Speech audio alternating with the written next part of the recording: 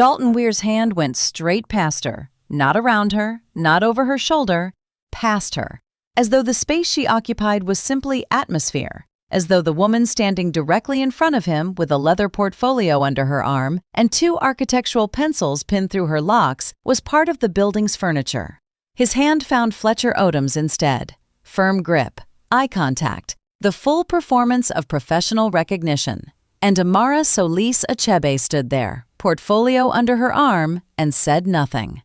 To understand what happened inside that building, you have to understand what kind of building it was. Meridian Civic Hall was not a renovation. It was not a retrofit or a municipal afterthought. It was a commission, a genuine one, a cultural center designed to anchor a neighborhood that the city had spent 2 decades promising to invest in and then quietly forgetting. The building had a soaring atrium with a coffered ceiling that filtered morning light like a cathedral. It had a community gallery on the 2nd floor and a performance hall on the 3rd.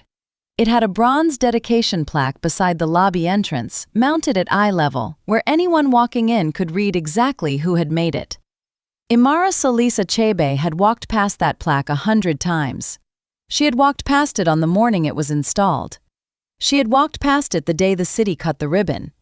She had walked past it in the years since, quietly, on her own, the way you sometimes return to a thing you made just to confirm it is still real. She walked past it again this morning.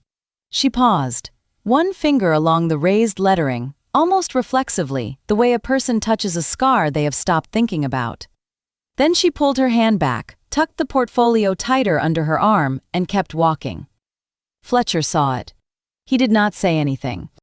Dalton Weir had arrived 40 minutes early. This was, Imara would later reflect, entirely consistent with the man.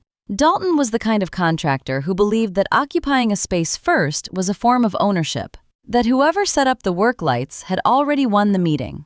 His firm, Weir and Caldwell Construction, had been in municipal contracting for 22 years. He had built parking structures and utility corridors and 1 elementary school gymnasium that he mentioned in every bid presentation. He was not a small operator. He was not, by any reasonable measure, an unintelligent one. He was simply a man who had spent 22 years in rooms where his assumptions had never been corrected. When Imara and Fletcher came through the atrium doors, Dalton moved. Not toward the group, toward Fletcher. Specifically, purposefully, toward Fletcher. Hand out, chin up, the full body language of a man greeting a peer. Fletcher, right? Dalton Weir. The handshake landed. Good to finally put a face to the studio. Fletcher blinked.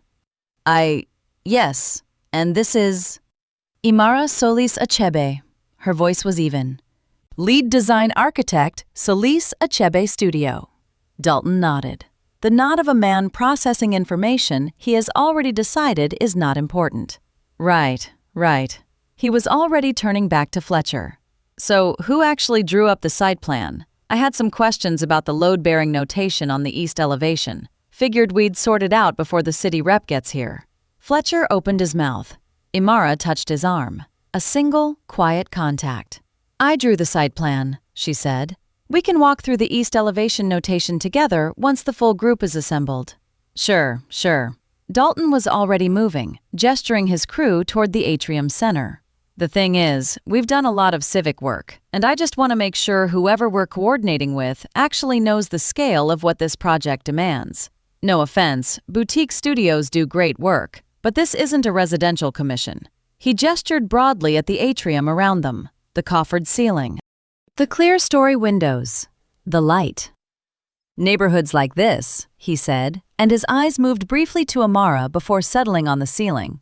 They need contractors who understand real civic scale, people who know what they're looking at when they walk into a space like this. The atrium absorbed his voice the way it was designed to, cleanly, without echo. The acoustics shaped to carry community gatherings and civic announcements, and the particular sounds of a neighborhood finally being heard. Imara had spent 4 months on those acoustics alone. She did not say this.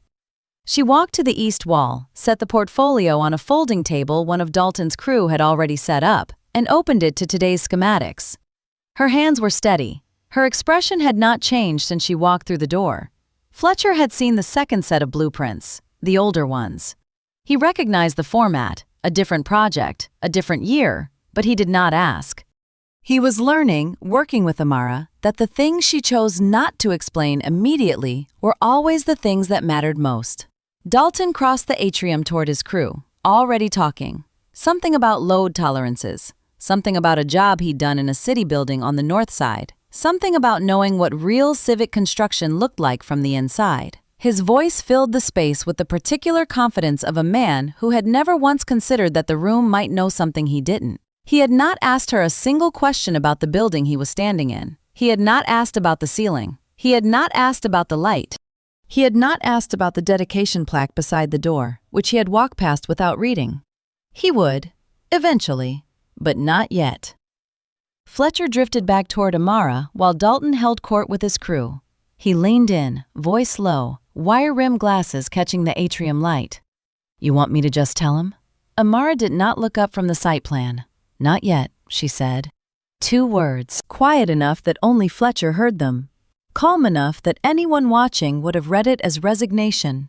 A woman absorbing another small erasure and letting it pass, the way you let rain pass, because there is nothing else to do. But Fletcher had worked with Imara Solis-Achebe for 3 years. He knew what her resignation sounded like. This was not that. This was a woman who had already decided exactly how this ends and was simply waiting for the room to catch up. If you've ever watched someone be dismissed in a space they built and said nothing because you knew the truth would surface on its own, leave a 1 in the comments. And if you're the kind of person who believes that patience and preparation are the most powerful things in any room, this is the place for you. Subscribe. The truth always surfaces here. She had been in this corridor before. Not in the way Dalton Weir meant when he said before. Not on a tour, not for a bid, not to admire someone else's work. But she said nothing. She simply walked. Dalton had taken over the corridor the way he took over most spaces, by filling it with sound. He was explaining the building's structural logic to his crew, the load distribution across the central span, the reason the mechanical room was positioned where it was, the decision to run the primary conduit along the north wall rather than the south. His crew nodded. His confidence was total. It was also, in 3 distinct places, incorrect.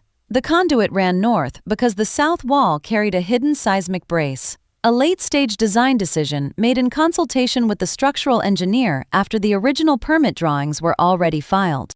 The load distribution Dalton described was reversed. The central span was intentionally lighter, transferring weight to the perimeter columns, a choice made to allow the atrium floor above to remain column-free. The mechanical room's position was not, as Dalton told his crew, a cost-saving measure. It was acoustical. It kept compressor noise out of the public gallery on the floor above. Imara knew all 3 things the way she knew her own name. She did not correct him. Fletcher had worked with her long enough to know what her silence meant. It was not the silence of someone who had missed the error. It was not the silence of someone uncertain of herself. It was the silence of someone who understood that the right moment to speak is rarely the first available one. He stayed quiet too. She opened the portfolio to pull today's schematics, the Meridian Civic Hall bid drawings, the new project, the reason all of them were standing in this corridor on a Tuesday morning. The drawings came out cleanly, folded to the mechanical level plan. And for just a moment, before the portfolio closed, something else was visible. A second roll of blueprints. Older, the paper slightly warmer in tone, a red rubber band around the middle, and in the lower right corner of the outermost sheet, a date stamp, March 2016. Fletcher saw it. He looked away in the same motion, the way you look away from something private that was never meant to be hidden, just not yet meant to be opened. She reviewed the new project specifications the way she reviewed everything, methodically, with the particular fluency of someone who does not need to perform competence because competence is simply the water she swims in. She noted 2 coordination questions between the mechanical and structural drawings. She made a small mark on each. She did not announce them. She would raise them at the right time, in the right room, in front of the right people. She had learned a long time ago that the work always surfaces. You just have to be patient enough to let it. It was Terrence who saw her first. He was the youngest member of Dalton's crew by at least 15 years, stationed near the East Junction while the others clustered around Dalton's impromptu lecture. He had gone still the moment Imara came into view. Not the stillness of someone unsure, but the stillness of someone who has just seen a name walk off a page and into a room. He started moving toward her, not quickly, but with purpose. Dalton stepped in front of him before he got 3 paces. "East Wing," Dalton said, not unkindly, but with the practiced authority of a man who does not ask. "Stay with the team, Terrence." The group moved. Terrence moved with it. Imara watched him go. She did not know his name yet. She did not know what he had wanted to say, but she had seen his face, the way it had changed when their eyes almost met, and she filed it away the way she filed everything that mattered, quietly, completely, without urgency. The building hummed around her. The same systems she had specified, the same acoustical logic that kept the gallery above them silent even now. Dalton had moved on. He was reviewing his firm's bid notes now, reading aloud, building his case for his crew the way men like him always build cases, by speaking them into the air until they sound inevitable. "Whoever they bring in to lead design on this one," he said, his voice carrying easily in the corridor's hard acoustics. "We need someone with a real portfolio, not a boutique shop." 6 feet away, Imara wrote something in the margin of her site plan. She did not look up. She had written 4 words in the margin of her site plan. Not a complaint, not a correction, a measurement. The load-bearing specification Dalton had misquoted by 11% when he was holding court in the mechanical corridor 20 minutes earlier. She wrote it down the way a surgeon notes a patient's vitals, quietly, precisely, for the record. Fletcher stood 2 feet to her left, pretending to review his own notes. He had stopped pretending to engage with Dalton's crew somewhere around the second misquotation. Now he simply waited, the way people wait when they know something is about to arrive. Dalton was in the middle of describing the structural logic of the atrium's coffered ceiling, confidently, incorrectly, when his phone buzzed. He glanced at it, then looked toward the main entrance. His posture shifted almost imperceptibly. Someone worth impressing had arrived. City Project Manager Constance Ruark came through the lobby door with the particular efficiency of a woman who runs a tight schedule and apologizes for disrupting it anyway. Her navy blazer caught the atrium light. The city seal pin on her lapel caught it too. "My apologies," she said, pulling her leather agenda from under her arm. "City Council ran long. Shall we?" She did not finish the sentence. Dalton was already moving. He crossed the lobby in 4 strides, hand extended, and with the smooth confidence of a man who had never once been interrupted mid-introduction, he said, "Dalton Weir, Weir Construction Group. Great to finally put a face to the name, Constance." He gestured behind him. "And this is Fletcher Odom, associate from the design studio, and," a half-turn toward Imara, brief, almost dismissive, the design assistant. The lobby did not go quiet. It simply continued, indifferent to what had just been said. But Constance Ruark heard it. It lasted less than a second. A slight compression around the eyes. A stillness that was not neutral. Then Constance said, with the measured precision of someone who has suffered fools in 1,000 meetings and learned that the moment of correction is best chosen carefully, "We'll handle introductions properly in a moment." She moved past Dalton toward the center of the room. Fletcher exhaled through his nose. Imara did not look up from her schematics. This was the 3rd time today someone had tried to redirect Dalton toward Imara and been waved off. Earlier, in the mechanical corridor, he had interrupted Fletcher mid-sentence to say, "Just have your supervisor send over the specs. We'll sort out the paperwork later." Fletcher had opened his mouth. Imara had touched his arm, once, lightly. "Let it go for now," she'd said. Fletcher had assumed she was tired of fighting it. He would understand later that she was doing something else entirely. She was letting Dalton choose his own ground. Dalton had prepared for this meeting. That much was evident. He pulled a printed research sheet from the manila folder. Clean, tabbed, the kind of document a person assembles when they want to demonstrate that they have done their homework. He held it up for Constance with the quiet pride of a man presenting a gift. "I want to walk you through why Weir Construction is the right firm for Meridian," he said. "We've done civic work at this scale. Comparable projects, comparable budgets. In fact," he tapped the page, "we've done work at the level of whoever built this very building. Same order of magnitude, same civic ambition." He began to read aloud from the sheet. He stopped. Not a dramatic stop, not a stumble, just a pause. The kind that happens when the eye catches something the brain needs a moment to process. At the top of the sheet, in clean black type, was the designer credit he had pulled from the city's public records database to demonstrate that his firm operated in the same professional tier as this building's creator. Imara Solis-Achebe, Principal Architect, Solis-Achebe Studio, Meridian Civic Hall, Original Commission, 2016. The atrium they had been walking through for 2 hours held its breath. Dalton looked up, looked at the page, looked at Imara, then back at the page. Fletcher did not move. 3 of Dalton's crew members stood near the east window. One of them had already read the name over Dalton's shoulder. He took a quiet step back. Huh, a short laugh. Small world. Well, anyway, he pivoted, kept moving, returned to his pitch with the practiced ease of a man who has talked himself out of corners before. But the sheet was still in his hand, and Constance had seen it, and Fletcher had seen it, and 3 of Dalton's own crew had seen it. Imara uncapped her pen and made another note. She did not look at Dalton. She did not look at the printout. She did not look at the name printed at the top of a page that had just traveled across the room and landed quietly like a stone dropped into still water.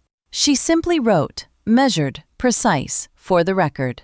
Constance Ruark raised one hand. "Before we continue," she said, and the room found its quiet immediately. The particular quiet that arrives when someone with genuine authority decides to use it. "I think we should make sure everyone in this space knows who they are speaking with." She looked directly at Imara. The room went quiet, the way rooms do when something irreversible is about to happen. Not loud, not dramatic, just still.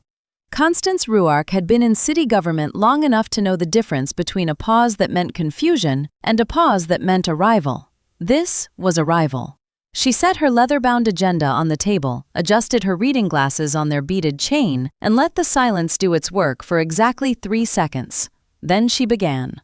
"I want to make sure," Constance said, "that we are all operating with the same information." It was the tone she reserved for city council sessions that had gone sideways. Measured, unhurried, carrying the quiet authority of someone who had already decided the outcome and was simply allowing the room to catch up. She turned to Imara. "This is Imara Solis-Achebe, lead design architect for the Meridian Civic Hall project currently under bid."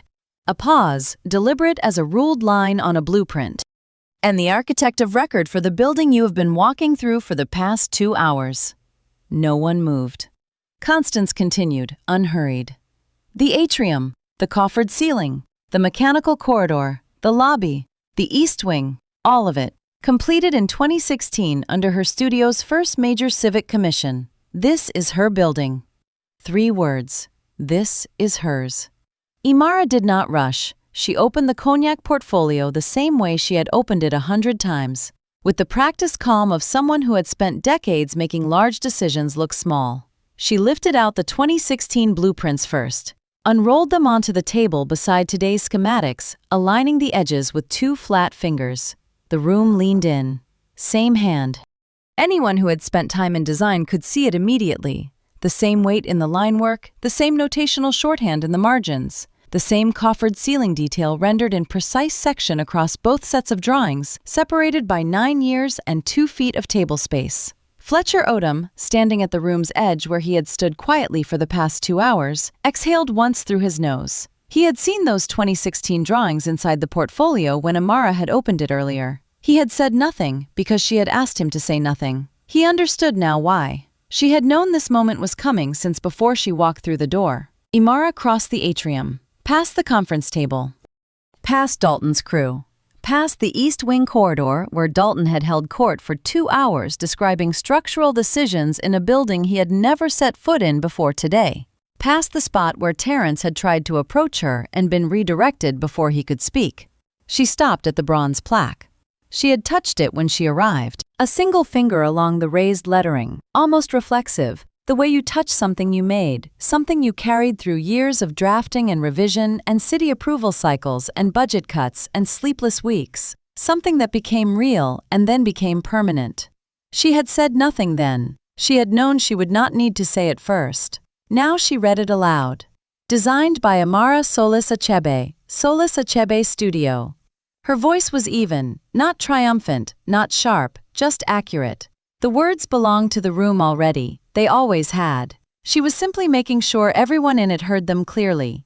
Constance spoke again, and this time her voice carried a different register, the one reserved for official disclosure. "I should note for the group," she said, setting her pen down, "that this walkthrough has been logged as part of the bid evaluation process, standard protocol for city-sponsored pre-construction environments." A brief pause. Bid awards consider professional conduct in these settings. What has occurred in this room today is part of the record. She did not look at Dalton when she said it. She did not need to.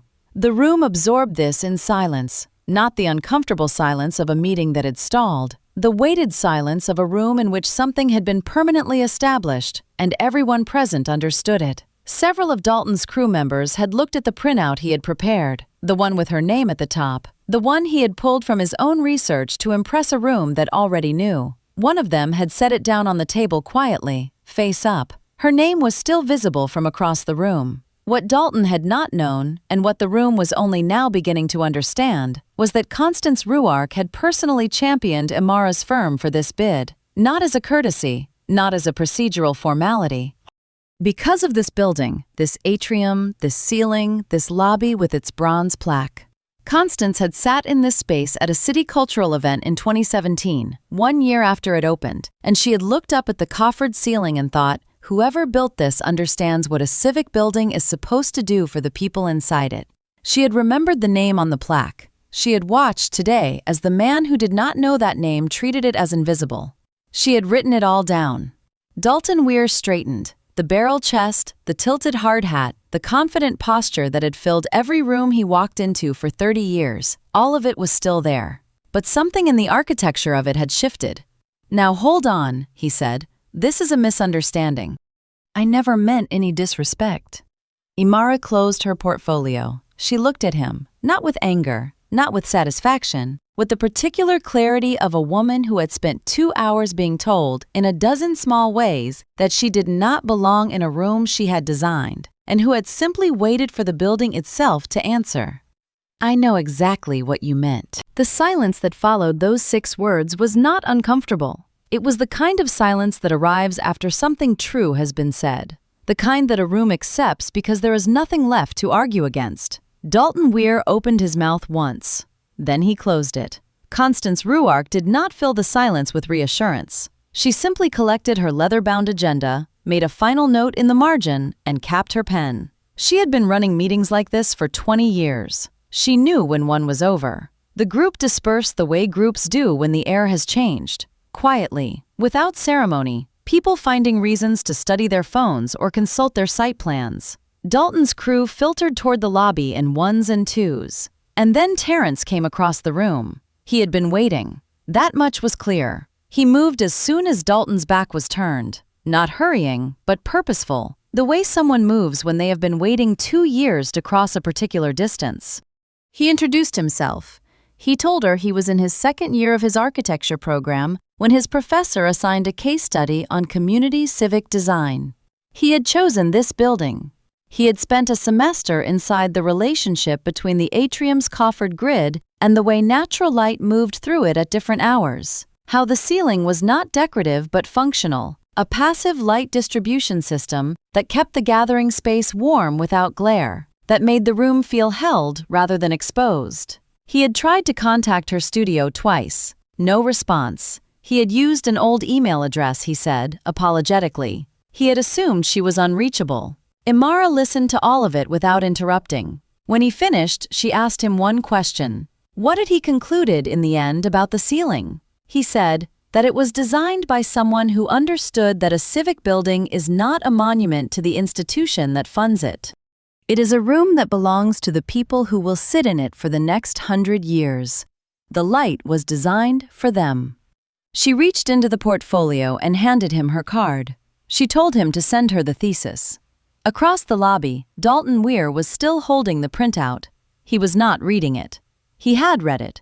He was simply holding it the way a person holds something after they have understood, fully and finally, what it means.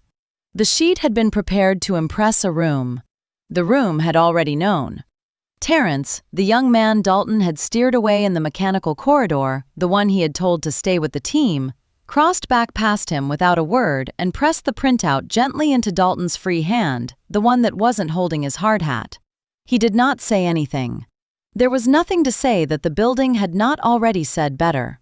3 weeks after the walkthrough, the City of Meridian's Office of Public Works issued its bid award. The contract for the new Meridian Civic Hall went to a competing firm, one with a documented portfolio of civic-scale projects and a formal record of equitable professional practice in city-funded work. Dalton's firm was not banned. No one made a dramatic announcement. The city does not operate in dramatic announcements. But the evaluation existed. Constance's written assessment, released as public record per the city's standard transparency policy, noted in the measured language of a woman who has chosen every word carefully, a pattern of exclusionary conduct during the pre-construction walkthrough inconsistent with the city's professional standards for publicly funded projects. It did not name emotions. It named conduct. It named dates. It named a room. That document would live in the city record the way buildings live in cities, quietly, permanently, available to anyone who looked. Imara walked out through the lobby one last time. She passed the bronze plaque without stopping. She did not touch it. She had touched it when she arrived, when she needed the reminder of what she had already built. She did not need it now. Outside, the afternoon had gone golden and long. Fletcher fell into step beside her on the front steps, and after a moment, he asked if she wanted to talk about what had happened in there. She considered the question the way she considered most things, without rushing it. Then she said, she had designed a building that would serve this city for 100 years. Today, it had done its job. She reached up and pressed the 2 architectural pencils back into her locks, the small practice gesture that meant the work was done and the next one was already beginning. She tucked the portfolio under her arm. She walked toward her car in the afternoon light, unhurried, the way a person walks when they are exactly where they are supposed to be. Dalton Weir had said, in the first hour of the walkthrough, that this project needed someone who knew how to work in neighborhoods like this. He had looked at Imara when he said it. He had been more right than he knew. Because Imara Solis-Achebe did not just know this neighborhood, she had shaped the way light fell inside it. She had designed the room where a young man named Terrence had learned what architecture could be, what it was for, who it was meant to serve, and what it felt like to walk into a space that had been built, with intention and precision, for you. 3 weeks later, Terrence emailed her his thesis. Attached to it was a note. He had applied to Solis-Achebe Studio for a junior associate position. He had included his portfolio, he had included his references. And at the bottom of the email, in the last line, he had written the only thing that needed to be said. You built the room I learned architecture in. I'd like to learn the rest from you. Some reckonings arrive loudly. They break things. They make headlines. And some arrive the way this one did, in a document filed in a public record, in a card passed across a lobby, in an email sent 3 weeks after the fact by a young man who had been trying to say thank you for 2 years. The truth does not always announce itself. Sometimes it simply waits. In a plaque near a door, in a set of blueprints rolled inside a cognac portfolio, in the way light moves through a coffered ceiling at 4 in the afternoon, until the room is ready to read it. If you believe the truth has a way of surfacing, no matter how long it takes, drop a number in the comments. 1 if you've lived it, 2 if you've witnessed it. This story was for both of you. And if you believe that dignity, quietly held, is the most powerful thing in any room, subscribe. That's the kind of story we tell here every single time.